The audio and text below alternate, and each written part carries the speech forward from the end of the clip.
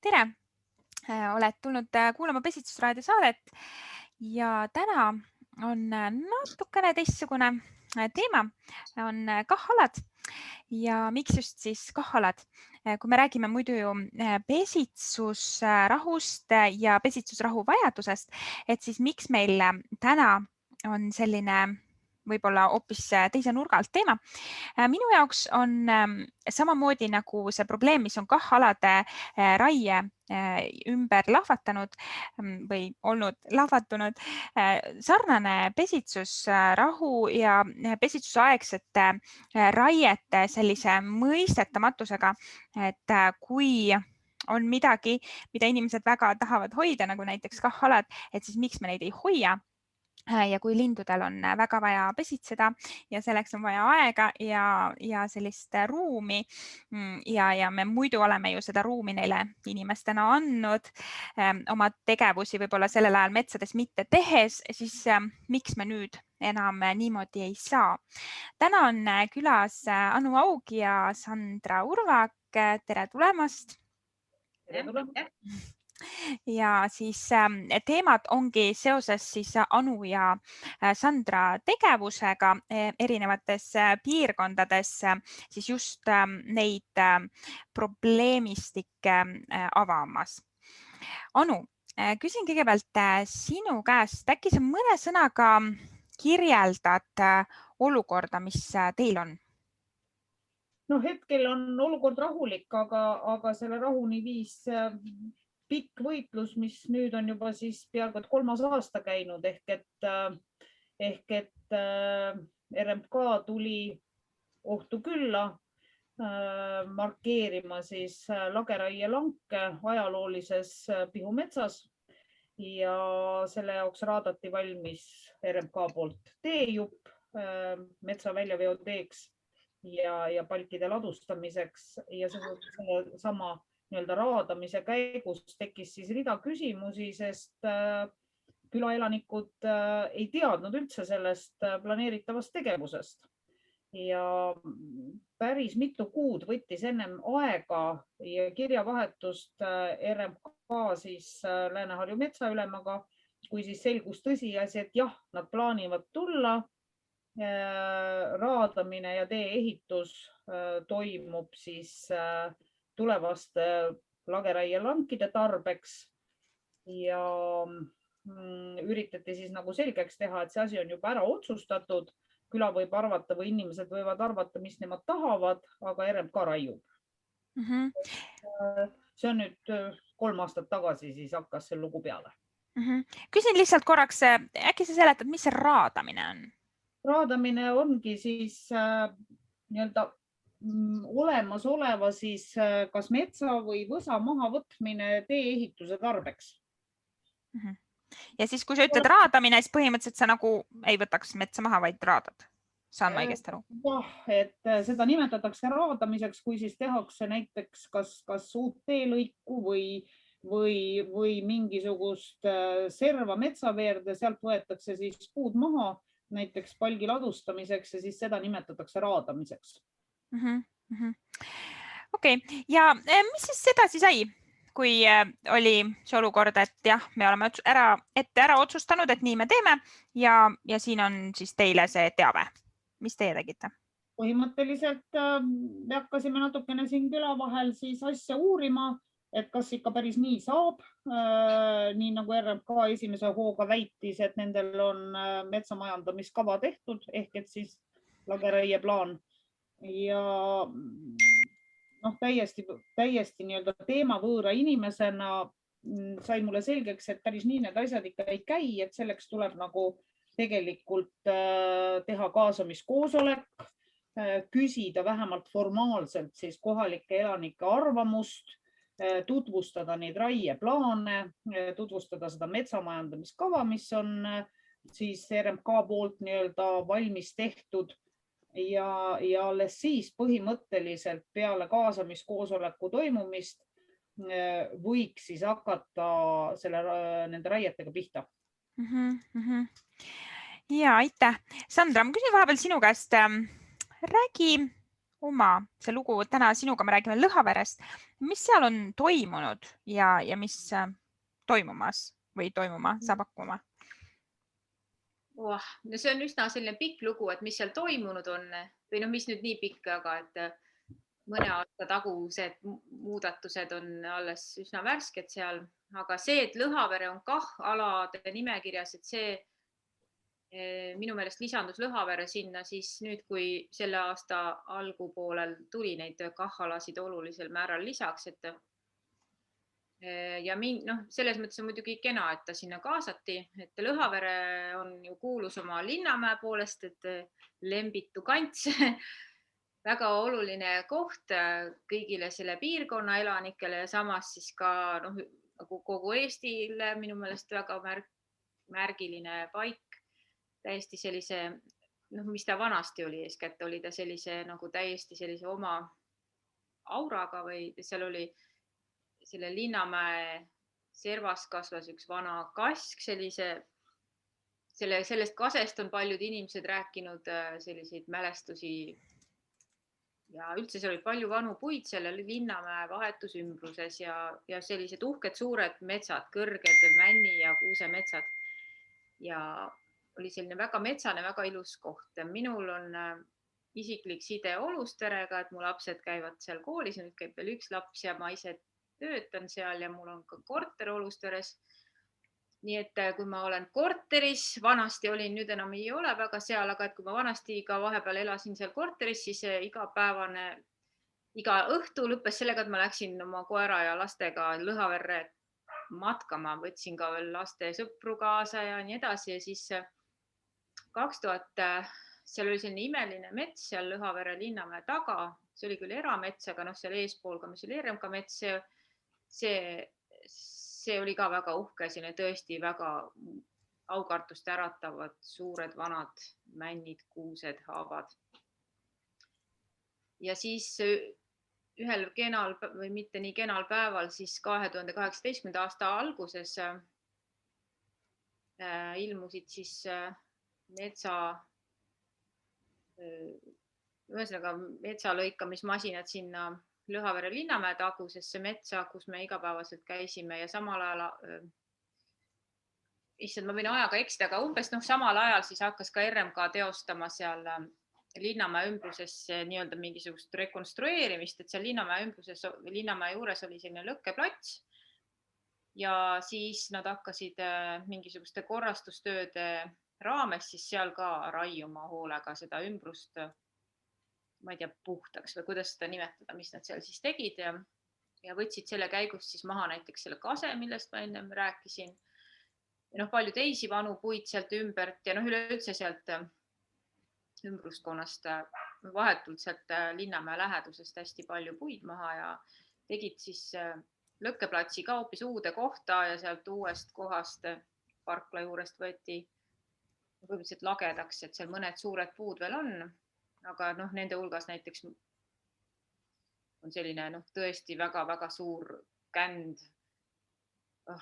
kuusekänd, mis praegu on seal alles veel, et selline, ma ei tea, kui vana see kuusk võis olla, tugevalt üle 100 aastat, seal oli tõesti sellised üle 100 aasta vanused kuused ja männid seal. Ja siis juba toona me püüdsime aru saada, et miks seda tehakse, miks see vajalik on ja siis me saime vastuseks, et see on seotud siis nende rekonstrueerimistöödega, et puud kahjustavad või ohustavad kuidagi seda muistist. Ja ei olnud teha midagi, ja minu jaoks see isiklikult tähendas seda, et selle erametsa raiesse ei olnud ka enam võimalust sekkuda, sest ühesõnaga ühe korraga muutus kogu see ümbrus väga drastiliselt ja võib-olla siis sellest, ühesõnaga enam ei olnud ka nagu kuskile minna seal Olusteres muidugi on park ja kõiksugu nii edasi, aga mina olen selline metsainimene, et siis sinna Lõhaverre jalutama minna oli praktiliselt võimatu, sest et seal ei olnudki enam selle kõik ära lõhutud ja raiutud ja segi paisatud ja nii edasi.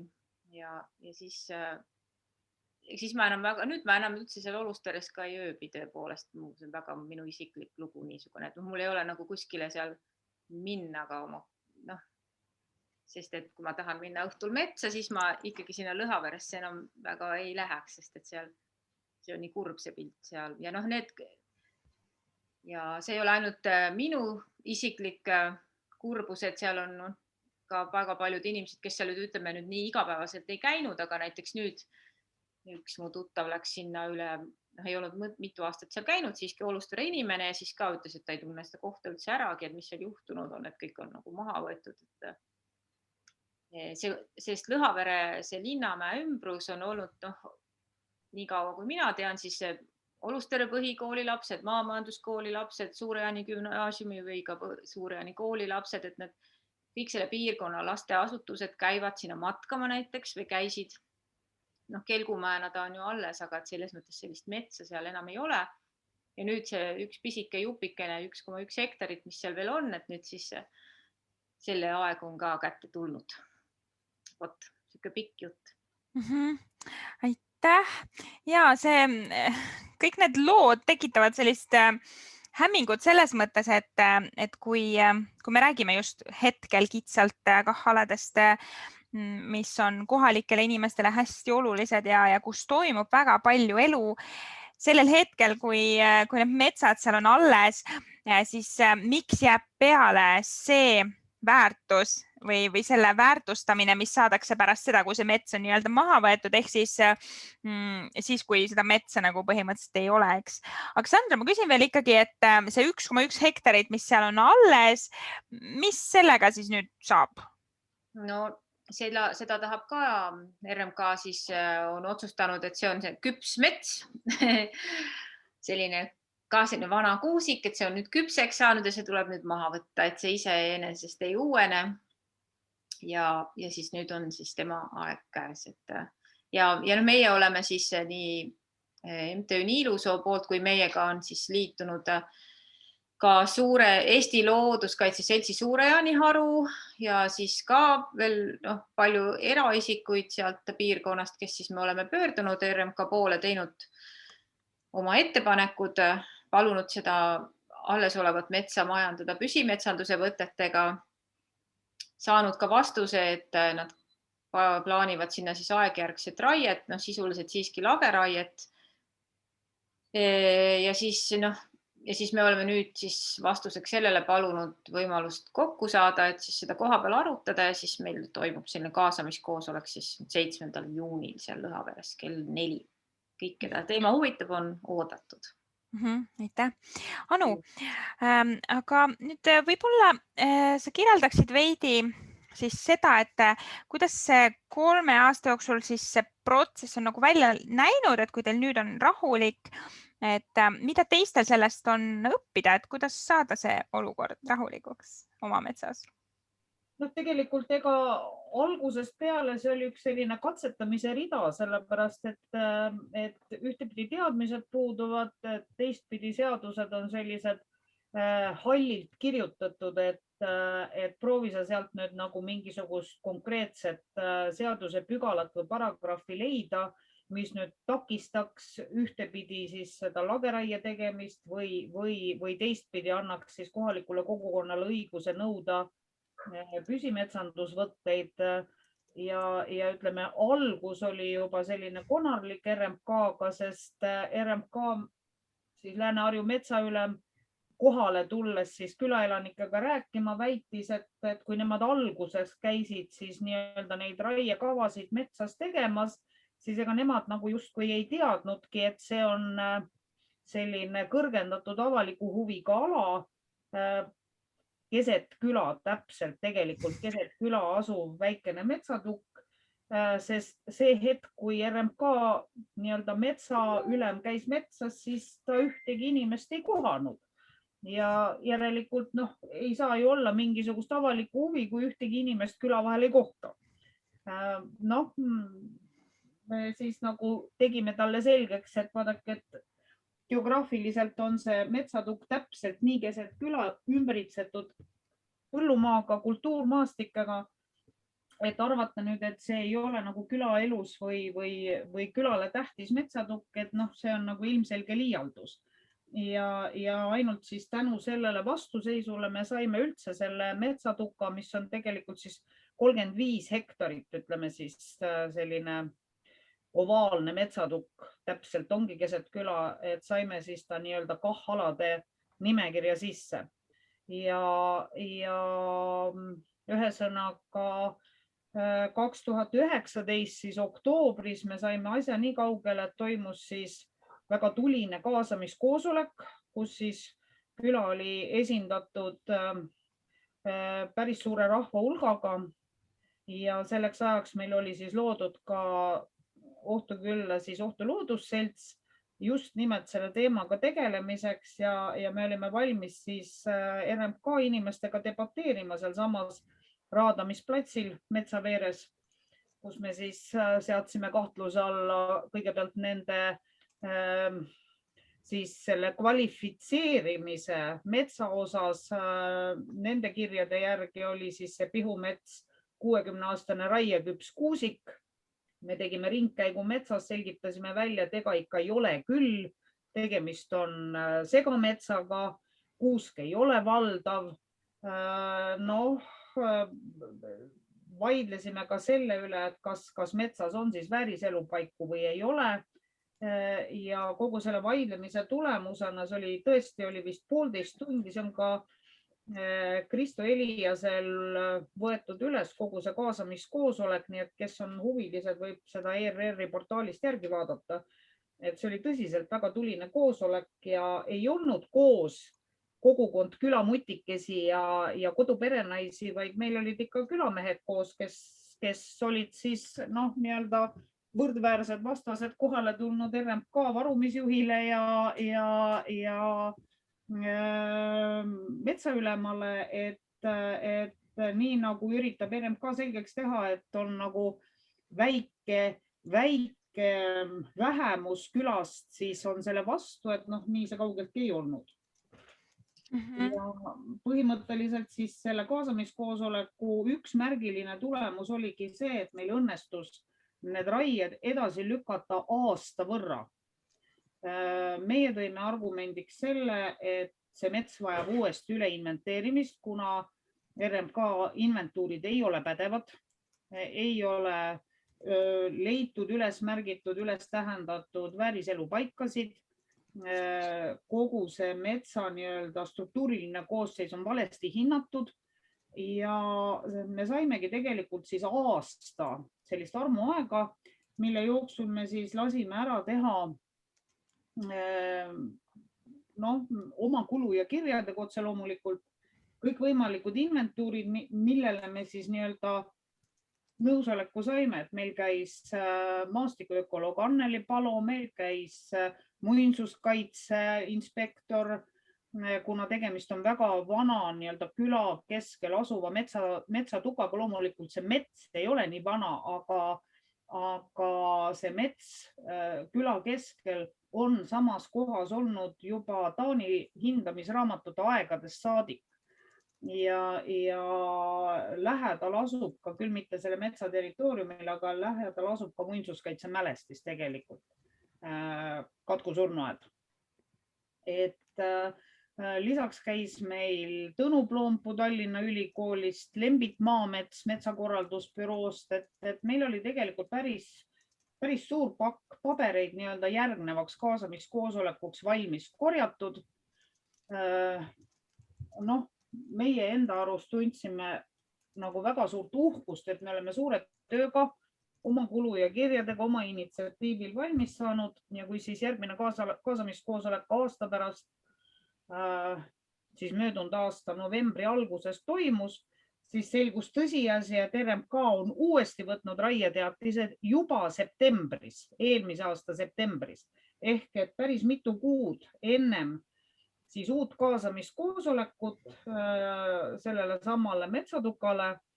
Nii et tegelikult kaasamiskoosolekul, siis möödunud aastasel kaasamiskoosolekul öeldi meile otse välja, et teie niinimetatud ekspertiisid ei ole meile siduvad. See, mida kirjutab lugupeetud bioloog või metsakorraldusbüroo ekspert või maastikuökoloog, ei ole pädevad. Nendel siis RMK-l on endal kõik vastavad spetsialistid olemas ja lageraietesse mets ei pääse. See oli siis nagu põhimõtteline vastus meile siis peale aastast armuaega, kuna see möödunud aasta koosolek toimus ka sellisel COVID-i nii-öelda leviku ajal, siis me proovisime päris mitu korda, inimesed ei saanud kohale tulla, kes oli haige, kes oli eneseisolatsioonis, proovisime ka päris mitu korda seda kaasamiskoosolekut edasi lükata ja ka kellaaega muuta, sest kell 3 päeval ei ole kõigil inimestel lihtsalt võimalik kaasamiskoosolekul osaleda, et siin kohapeal tööandjaid ei ole, inimesed käivad Tallinnas tööl, see tähendab poolt vaba päeva tööandja käest ja RMK siis metsaülem ei olnud sellega nõus, ei tulnud vastu, väitis, et see on teie probleem, tuleb kohale nii palju, kui tuleb, kui ei tule, ei tule. Aga noh, mingisuguse esindatuse siis nii palju, kui inimestel oli võimalik kohale, nad tulid. Ja saime me siis sõnumi, et jah, et need ekspertiisid, nendega võib siis nii-öelda teatud kohta pühkida. Et nad ei ole siduvad RMK-le. Mille peale siis meie omakorda astusime järgmise sammu ja kirjutasime siis avaliku kirja minister Eplerile, tolleaegsele siis keskkonnaministrile. Ja saime ka mingisugused vastused härra Epleri käest. Teostati teatavad siis nii-öelda sisemised uurimised, et kuidas need asjad on ikkagi siin ohtus käinud ja kuidas on need asjad olnud. Ja tänase päevani siis sellest hetkest, kuni maani me siis Epleriga avaliku kirjavahetusse läbi, siis ka me saatsime selle kirja tegelikult kõikidele Eesti suurematele väljaannetele ja meedia, nii meedia kui televäljaannetele. Et see on nüüd hetkel siis tekitanud sellise patiseisu, ütleme siis niimoodi, metsa pole tuldud harvesteridega. Samas ministri vahetusega saatsime me kõik, kogu eelneva siis härra Epleriga toimunud kirjavahetuse saatsime ka Tõnis Möldrile. See oli siis nüüd juba märtsikuuses, aga härra Tõnis Mölder pole isegi suvatsenud meile siis 3 kuu jooksul ridagi või sõnagi vastata. Oleme teinud ka uue päringu härra Möldrile, et ootame siiski vastust. Siis nüüd kogu sellele Pihumetsa temaatikale ja samamoodi siis ka päringule, ka nii-öelda järelpärimisele ei ole ka vastust tulnud, et nagu arusaamatu, kusjuures päring oli saadetud nii ministrile isikuliselt kui ka Keskkonnaministeeriumile ja RMK-le, nii et ühtegi vastust me tegelikult nendele ametlikele päringutele saanud ei ole. 3 kuud. Tegelikult ju peaks tulema päringutele vastused, No peaks. Ja paar mõtet, mis mul kogu seda asja kuulates tekkis. Üks koht, et umbes, et kes on RMK-le või nendele inimestele, kes siis tulevad kogu seda juttu rääkima, et mis selle metsaga saab, et kes on siis nii-öelda väärilised vastased, et kõlab selliselt väga šovinistlikult, et naised või kodupere naised ei ole, et peavad olema külamehed, aga see selleks. Ta ei olegi šovinistlik, vaid tegelikult Kose. Ma nagu huvi pärast käisin ka teistel kaasamiskoosolekutel, nii Saku ümbruse metsade kaasamiskoosolekutel kui ka Kose valla metsade kaasamiskoosolekul ja tegelikult seal joonistus välja nagu väga ühene printsiip, et selleks, et sa üldse saaksid nii-öelda kohalikuna esindada, et selle jaoks ka puudub reglement, et kas metsast välja jalutav seeneline sügisel on kaasamiskoosolekul pädev nagu sõna võtma või on see nüüd see inimene, kes omab siis antud territooriumil või ütleme siis seal metsalähistel kinnisvara või on see, kes kinnisvara ei oma, aga elab seal püsivalt, et minu teada Kose vallas siis veab seda nii-öelda RMK-ga debatti Eleri Lopp-Valdma ja seal läks asi üsna absurdini välja, et minu teada Eleri käest nõuti volitusi siis nii-öelda kaasamiskoosolekul osalevate inimeste käest, et kas nad ikka on nagu kohalikud, et kas nendel on üldse nagu sõnaõigus siis kaasa rääkida või mitte. Et meil küll siin volitusi pole nõutud, aga seal küll jah, läks asi kuni volituste nõudmiseni välja, et küllaltki absurdne, et noh, see on jälle see, et RMK ei ole tahtnud ja tõenäoliselt täiesti sihipäraselt ei ole ka teinud neid kaasamiskoosoleku protseduuri reegleid, sest kui on mingid reeglid, siis tuleb neid reegleid täita, aga nii kaua, kuni on mingisuguste situatsioonide tõlgendamise küsimus, siis seda annabki ühte või teistpidi väänata. Ja see on huvitav ja samas, kui me räägime metsast, riigimetsast, siis see ju kujundlikult on nagu kõigi Eesti inimeste mets, eks, ja kui on väga palju inimesi, kes arvavad, et tegelikult tahaks metsa nagu metsana, mitte võib-olla lageraie langina, siis teoreetiliselt peaks hoopiski neil võib-olla olema volitused, et kas nad üldse võivad seda metsa, ma ei tea, lageraiuda, aga see on võib-olla hetkel utoopiline. No tegelikult kogu see häda saabki alguse sellest, et RMK väidab, et nendel on omal spetsialistid, kes oskavad hinnata siis seda nii-öelda metsa struktuurilist koostist, küpsusastet ja nii edasi, nii tagasi. Nüüd ongi küsimus selles, et on kaks erinevat koolkonda teadlasi. Ühed on siis need, kes on nii-öelda metsandusteadlased ehk et kelle põhieesmärk on siis minimaalse ajaga saada maksimaalne puidu nii-öelda toortselluloosi siis maht sealt metsast kätte ja on siis teine koolkond teadlasi, kes on maastikuökoloogid, kes hindavad seda metsa kui mitte tselluloosi allikat, vaid osa elukeskkonnast ja kes deklareerivad seda, et ega siis mets ei ole ainult puit ja tihumeetrid.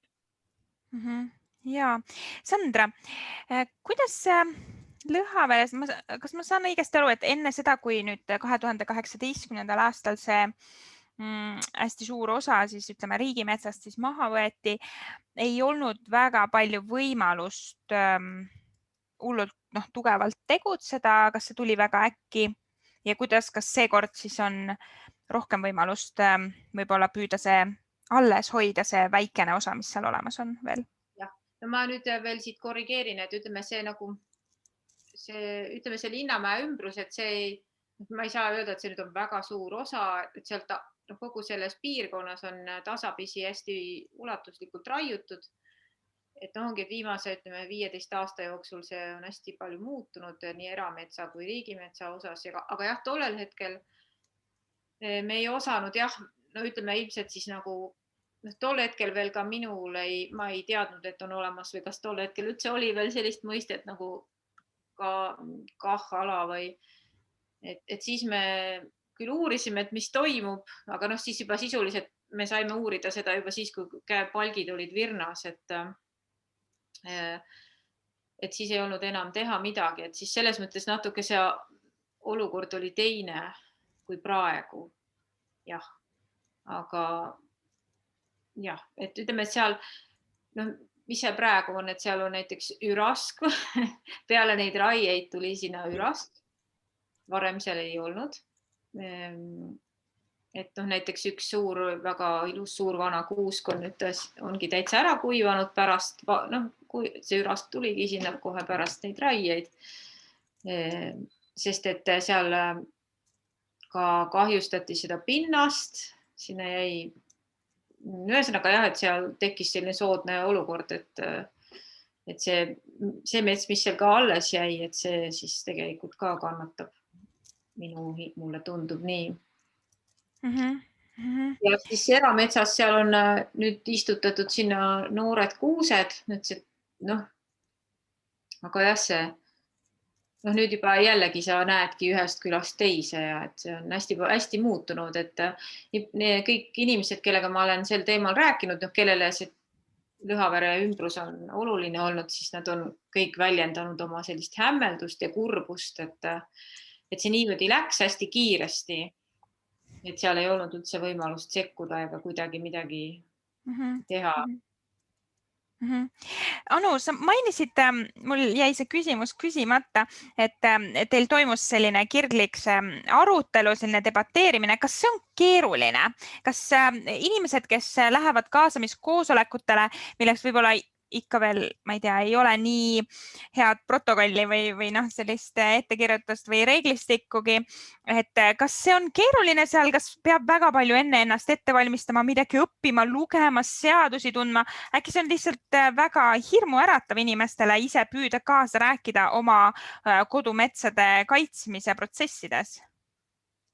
No nii ja naa, et kuna mina ise elan sellesama kõnealuse Pihumetsa nii-öelda ääres või veeres ja kogu küla on tegelikult aastakümneid ja juba lausa aastasadu seotud olnud selle Pihumetsaga, siis tegelikult see kogukonna toetus või see kogukonna seisukoht on see, mille koha pealt nüüd tõenäoliselt ka RMK natukene austust tunneb.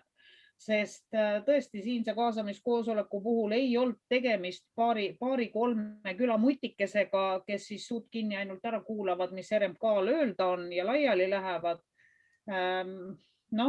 Mina ja minu abilised tegime küla peal küllaltki suure selgitustöö ära ja korjasime ka tegelikult, me saime küla pealt siis üle 100 allkirja sellele nii-öelda petitsioonile, et see mets peab siin ikkagi küla keskel alles jääma ja siia ei sobi lageraieline tegevus. Et selles mõttes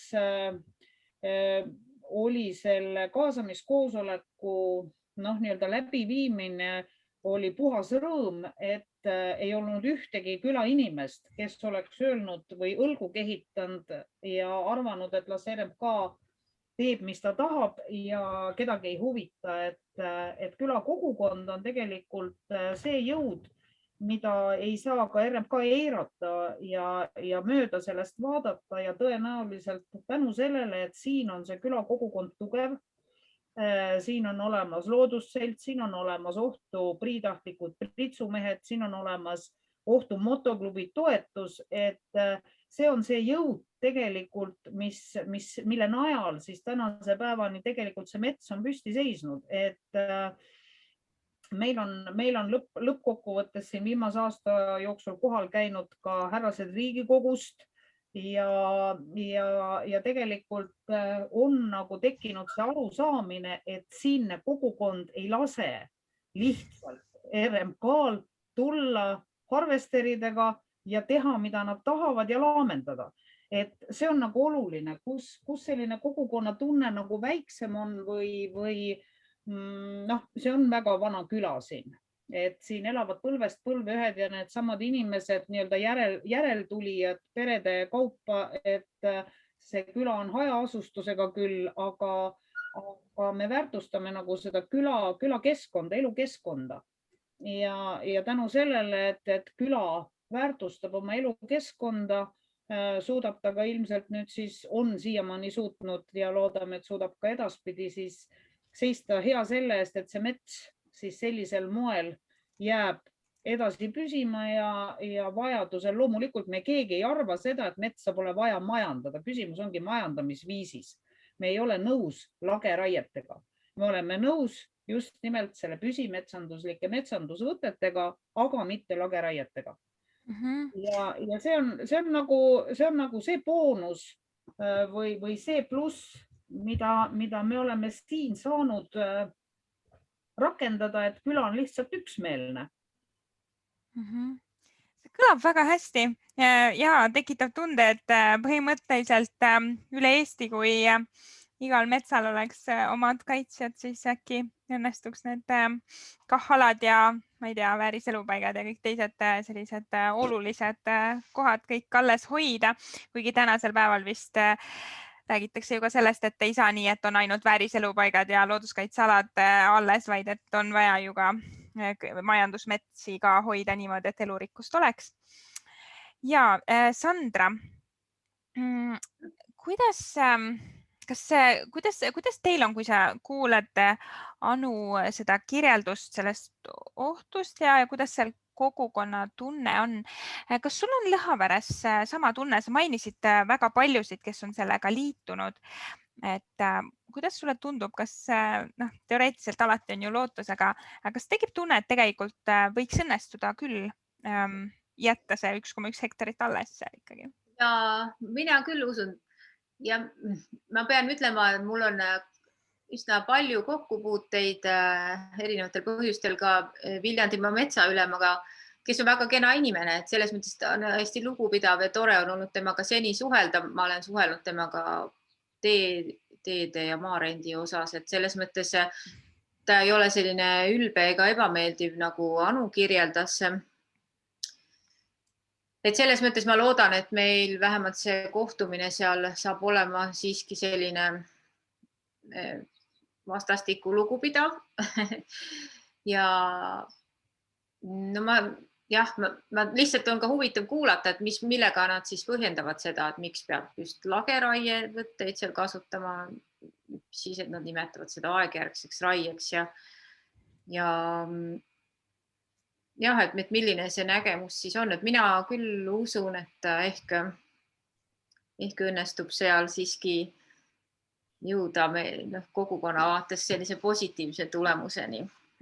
Aga miks see üldse maha tahetakse võtta, et kui on tegemist väga väikese alaga ja kui juba varem on sealt väga palju metsa ära võetud, et miks siis see osa ka? No vaata, ongi, et kuna tegemist on tõesti 1,1 hektarilise eraldisega, siis ausõna keegi täpselt aru ei saa, et miks see just nii tähtis on. RMK ise põhjendab seda sellega, et kuna seal on tegemist viljaka maaga, et siis seal see männik ja kuusik ei uuene ise.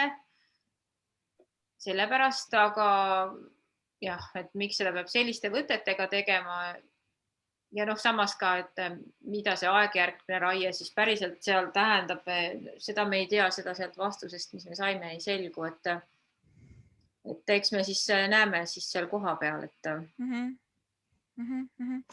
Ja, küsiks nüüd teilt mõlemilt, et tooge sisse mingid mõtted, mida te pole saanud praeguseks veel välja öelda, et saame siis mingid teemad veel ära kaetud enne, kui saate kokku. Võtame, Anu, äkki sina alustad? No see on nii suur ja keeruline teema, et tegelikult üksikisiku tasemelt riigiga ehk siis tegelikult siis RMK Riigi Metsamajandamiskeskusega vaielda on suhteliselt võimatu. Kindlasti peaks kogukond formeerima mingisuguse juriidilise kehandi, et ülepea üldse teda siis või tema häält siis nagu tõsiselt võetaks. Meie lõimegi selle jaoks Ohtu Loodusseltsi, sest eraisikuna päringutele vastust saada RMK või Keskkonnaministeeriumi käest on suhteliselt võimatu. Nad lihtsalt ei vasta, nad ei pea seda vajalikuks või lihtsalt ei vasta või lihtsalt hämavad. See on nagu üks point, et mida võiksid kogukonnad teha ja tegelikult kogu selle mitmeaastase siis kogemuse tulemusena ma ikkagi saan seda väita, et ega ilmselgelt ei muutu ennem mitte midagi, kui tekib uus ühiskondlik kokkulepe. Ehk et see kokkulepe peaks siis tegelikult sisaldama seda, mida ühiskond ootab riigilt nende niinimetatud KAH-alade osas, kuidas peaks see puidu varundamine siis toimuma asula vahetus läheduses või lausa küla keskel ja kas see on ikkagi mõistlik ja otstarbekas sellisel viisil teha lageraieid. Siin Sandra tõi välja ühe momendi sellest kuuseüraskist, et kui teda varem ei olnud, siis nüüd ta on, et näiteks kas või seesama fakt iseenesest on kõnekas, see kuuseürask tegelikult levibki suures osas nii-öelda tehnikaga metsast metsa ja kui selle tehnikaga tehakse töid kuskil üraskist kahjustatud nii-öelda metsatukas ja järgmisena see tehnika veetakse, ma ei tea, 100-150 kilomeetri kaugusele, siis see ürask levib. Üks moodus on siis see, kuidas see ürask levib ehk et siis selle pidevas kasutuses oleva metsatehnikaga. Et need on nagu need punktid, mis ma arvan, et selles RMK-ga vaidlemises või võitlemises ennem ei muutu mitte midagi, kui tekib tegelikult uus ühiskondlik kokkulepe. Ma iga aasta olen nüüd viimastel aastatel, kui ma olen rohkem selle KAH-aladega tegelenud või siin selle kohapealse KAH-alaga, et iga aasta ma olen mingitele petitsioonidele allkirju andnud. Neid petitsioone kevadel tekib nagu seeni peale vihma ja erinevaid pesitsusrahu koha pealt, KAH-aladel raiumise koha pealt, ühe või teise kogukonna toetuseks. Ja tegelikult mul on tunne, et ega need petitsioonid ka enam ei päde, sellepärast et riik ja võim on nagu ühtepidi ära harjunud, et las nad lärmavad. Et võib-olla tegelikult selleks suuremaks väljundi saamiseks, ma ei teagi, mida tuleb teha. Tegelikult ikkagi lõppkokkuvõttes on see, et iga kogukond peab häälekalt võitlema oma elukeskkonna eest. Ennem ei muutu tõenäoliselt midagi. See on väga-väga hea mõte või kuidagi see mõtte kokkuvõte, et iga kogukond peab häälekalt võitlema oma elukeskkonna eest. Nende petitsioonidega, jah, nii ja naa. Ma ise ühes saates küsisin just seda sama Yoko Alendrilt, et mis ta siis ütleb petitsioonide kohta. Tema ütles eetris loomulikult, et tema meelest on see hästi selline loogiline ja normaalne viis, kuidas poliitikutega suhelda. Iseasi muidugi, see on nüüd minu enda jutt edasi, et kui me ikkagi neid petitsioone või kui inimesed muudkui neid teevad ja kui teemad jäävad aastast aastasse samaks, siis tekib õigustatud küsimus, et kas neil siis on mõtet või ei ole. Samas poliitikud muidugi vahetuvad, et see on keeruline teema. Sandra küsib huvitava küsimuse, et kas RMK arvestab üldse kellegi allkirjadega. Ma sain aru, Anu, sinu jutust, et kuna teil oli selline juhtum, et on hästi tugev kogukond ja mitte ainult paberi peal allkirjadega nii-öelda näidatud, vaid ka koha peale tuldud ja räägitud ja debateeritud ja kõik nii, et siis justkui tekkis tunne, et on vaja arvestada, et võib-olla siis ongi meil kõigil ühiskonna liikmetena vaja rohkem sellist sisemist julgust leida ja sellist tunnet, et tõesti mina võingi seista iseenda elukeskkonna eest, sest võib-olla meil on natuke sellist tunnet jäänud, et küll teised teavad paremini, küll ametkonnad teavad paremini, küll seadused teavad paremini, mõnikord teavadki, aga siis peab muidugi ka seadustest kinni hoidma, kui nüüd seda pesitsusrahu ja looduskaitseseaduse teemat veidi sisse tuua. Aga Sandra, äkki sina oma mõtted veel?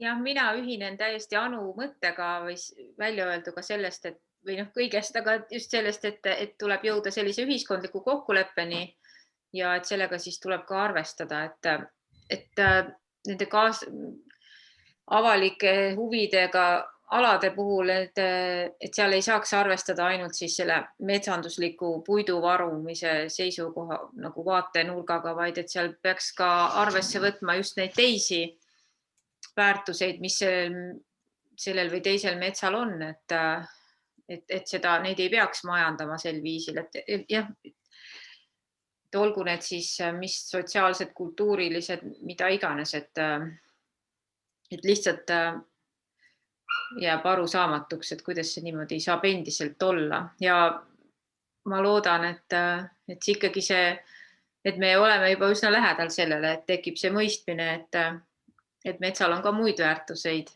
ja et mets lihtsalt ei kuku pikali ühel päeval ja ei saa otsa, et siis või selles mõttes, et kukub pikali ja siis on kõik. Et praegu seal Lõhaveres just see olukord ongi, et seal praktiliselt enam ei ole. Me varem siin vaatasime, ma seletan teistele, et vaatasime seda kaarti, mis seda Lõhavere piirkonda puudutab, et seal ongi valdavalt ainult noor mets ja siis on natukene mingeid eraldisi ümber selle Linnamäe, kus on siis selline kaitstav mets, aga sealt Linnamäe vahetuste ümbrusest siiski on juba nii palju neid puid ära võetud, just selliseid väärtuslikke vanu puid, et tõesti jääb täiesti arusaamatuks, et miks see vajalik on, mida praegu teha tahetakse. Aitäh. Aitäh teile mõlemile ja ma ise loodan, et samamoodi nagu et KAH-alade teema, et ikkagi tuleb ära lahendada see, et inimestele nende elukeskkond alles jätta. Samamoodi tuleb ära lahendada see probleem, et kuidas väga paljudes metsades ei jäeta elurikkusele, lindudele ja teistele, kellel siis pojad on, ruumi poegi üles kasvatada, et see ikkagi muutuks see olukord päriselt. Ja kõigile soovin ka ilusat õhtut ja kohtumiseni. Kohtumiseni, aitäh. Suur tänu, kõike head õhtut. Head õhtut.